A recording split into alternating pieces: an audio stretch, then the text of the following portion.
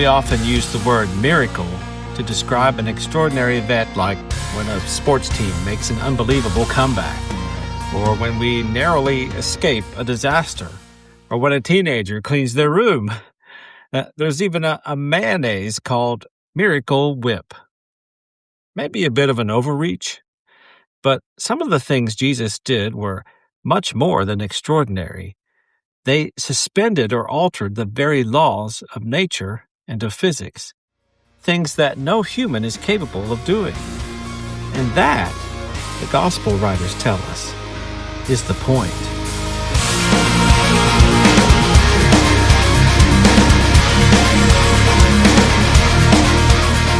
Welcome to Building Mettle, brought to you by Baird & Wilson Sheet Metal. You give them something to eat, Jesus said. One of the 12 disciples of Jesus, Philip, answered him, "It would take more than half a year's wages to buy enough bread for each one to have a bite." The pressure was on the disciples of Jesus. He had led them to a remote place, away from the towns and crowds, so they could rest and recover from traveling and working so much. But when they got there, a crowd of at least 5,000 men, not counting the women and children, were waiting on them. Jesus, of course, had compassion on the crowd and started teaching them and healing their sicknesses. By late afternoon, the disciples, the ones who thought about things like logistics, like Philip, began to become concerned. It's a long way to the towns where there is food. If the people aren't dismissed now, it will be too late for them to get something to eat. There are families here. The clock is ticking on an approaching large-scale human crisis. And then on top of this, Jesus gives them an impossible command. You feed them. With what? Even if there was food nearby, there's not enough money to buy everyone just a small snack. The disciples came here to rest, not to be put into another impossible situation. It's moments like this when I would start to think, what am I doing here?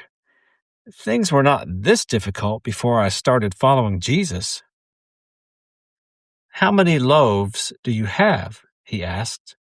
Go and see. After looking around, Peter said, Here's a boy with 5 small barley loaves and 2 small fish, but how far will they go among so many? Okay, you want to talk logistics? Here's what I need you to do.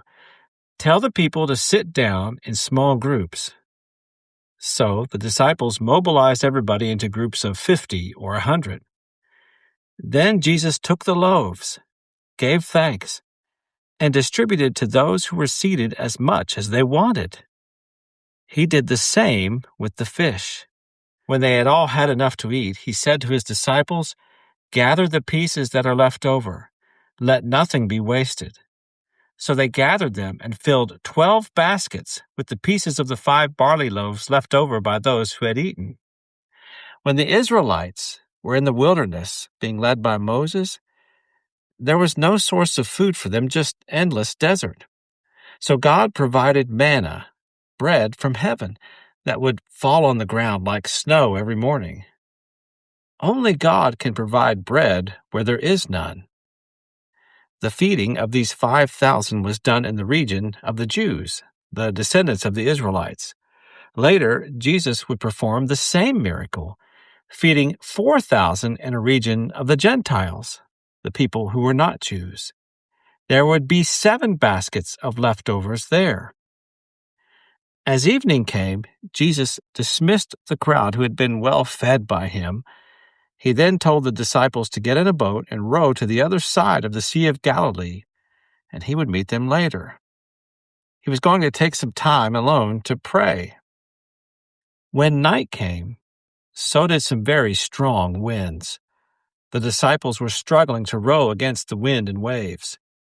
Shortly before dawn, he went out to them, walking on the lake.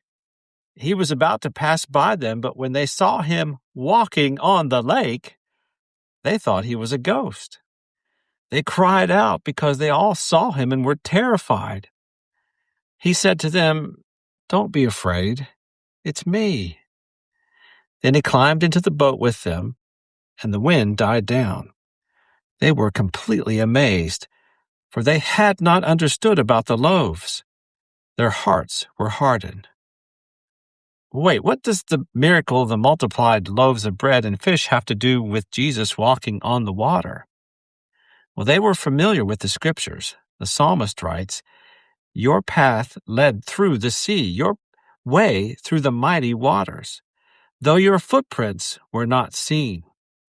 And again in Job, "He alone stretches out the heavens and treads on the waves of the sea." If you remember in our early episodes, the sea, the deep, represents chaos, disorder, and death. Remember, in the early miracle where the disciples had caught so many fish, how Jesus had said to them, "Put out into the deep water and let down the nets for a catch." Only God walks on the waves of the sea. Only God controls the mighty waters. Only God has power over death itself. When the scripture says that their hearts were hardened, it simply means their minds were too dull to comprehend the hints that Jesus was giving them through the miracles. And what was Jesus trying to tell them about himself? What was the meaning behind the 12 baskets and the 7 baskets? We'll get to that in our next episode, but first, here's some tools to take with you. Number 1, scarcity thinking and Jesus do not go together. With him, there is always more than enough for everyone. Number 2, sometimes God puts you in a situation where you must rely on him and not yourself.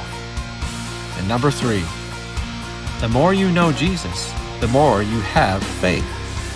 The less you know Jesus, the more you have fear. We'll be back again soon with another episode of Building Mettle.